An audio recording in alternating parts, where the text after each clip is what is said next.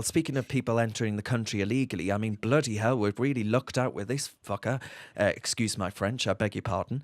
And this guy's Madapasa, apparently. Matter who.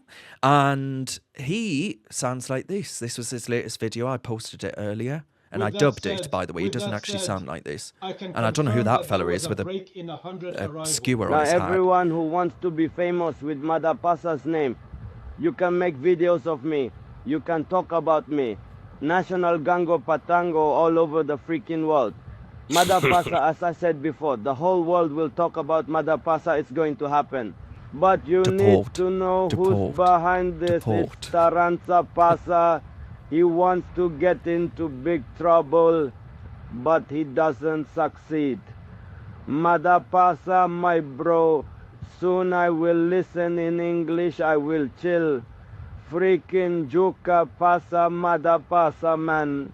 All the people who want to sing my name censored this video for me. I mean, this Take man your is on another planet. Like that, censored. Pasa, man, you make me look sharp, man. National Gangu Batangu. The whole world. He's off his lips. Madabing Madabong. I mean, Chloe, what did you want to say about Madabing Madabong? Because, you know, look at this here. He's got this tattoo on his face. He's got this Kalashnikov tattooed on his face. I mean, I don't know about you, but if I was a member of Border Farce, I think I would actually be looking at this fella and thinking, not sure you should be welcomed here. Just going to put that out there.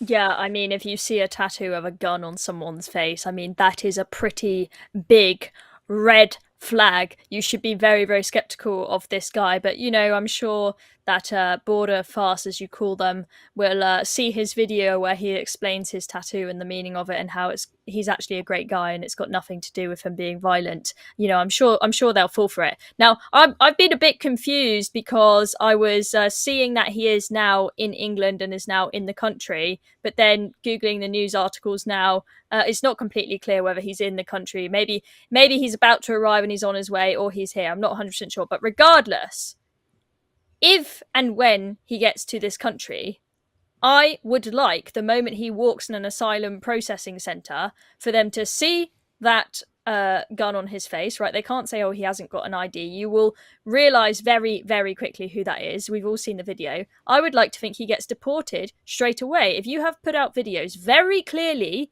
making a death threat to Nigel Farage, right? It doesn't matter if the Border Force person likes Nigel Farage or not. That person should be deported. That person is not safe to be on the streets of Britain. Okay? He might not get to Nigel Farage. Nigel Farage has security. But what is he going to do to other innocent members, innocent civilians in this country? He said in one of those videos about Nigel Farage saying, I want to come to England because I want to marry your sister. Now, that to me is giving a pretty strong hint that this is someone that might have backwards views on women. He is from Afghanistan, after all, the country that ranks last in the world for its treatment of women and children. This guy needs to be deported straight away, but I know what's going to happen. The Home Office will just wave him through. They'll buy his bullshit and his stories about how he's just, you know, a lost man looking for a new life because he had a hard time in Sweden. And they'll let him walk the streets freely. And Nigel Farage will have to live his life wondering if this guy's lurking around the corner. Well, you know, you made a good point there, Chloe, though, because, you know, Nigel Farage does have security, and, you know, thank God he does. But the fact of the matter is, the rest of us don't have security, right? You, as a woman walking around in some part of London, right, you have got to face the risk that this fella, I don't know if this fella, you're right, I don't know if this fella is in the country or if he's just saying he's in England and he's not, or, you know, but the chances are, if he wanted to come here, he could do so quite easily if he just gets himself over the English Channel. So there are security risks for women just like Chloe, not just women. I mean, you could be knifed, killed, shot, whatever else as a bloke, of course. But Alex, the point here about society's number one goal surely is to protect women and children. We can't guarantee we can do that anymore. No, we haven't been doing that for years now, actually, with the floods of illegal immigrants coming over on boats. I mean, just a couple of days ago, I think it was announced that Starmer's now had, was it 14,000? I think it is in his only few months of premiership, more so than 7 months of the last stretch of the previous Tory government. It's insane.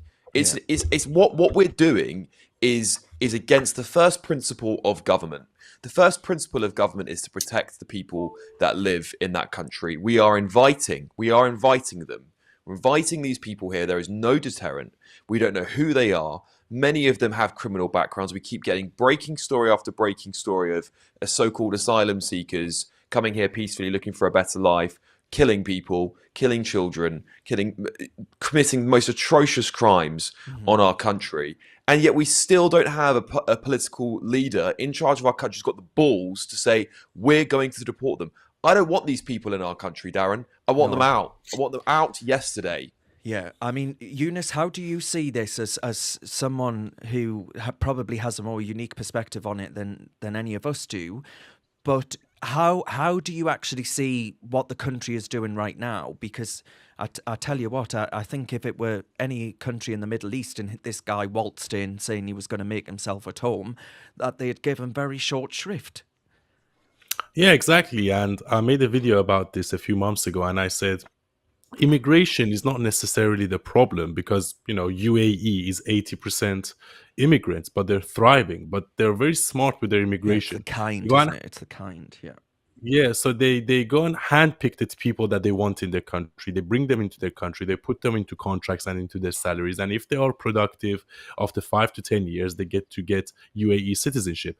At the same time, they make it an environment where it's attractive for investors. So you have all the rich people now going to UAE. They have zero tolerance for illegal migration. And as a matter of fact, I think it was the UAE prince that said, we don't take the trash. He just came out and said it. We don't take the trash. And unfortunately, imagine that one of our politicians came out and said, we don't take the trash. And they were like, oh, he's a racist, this and that.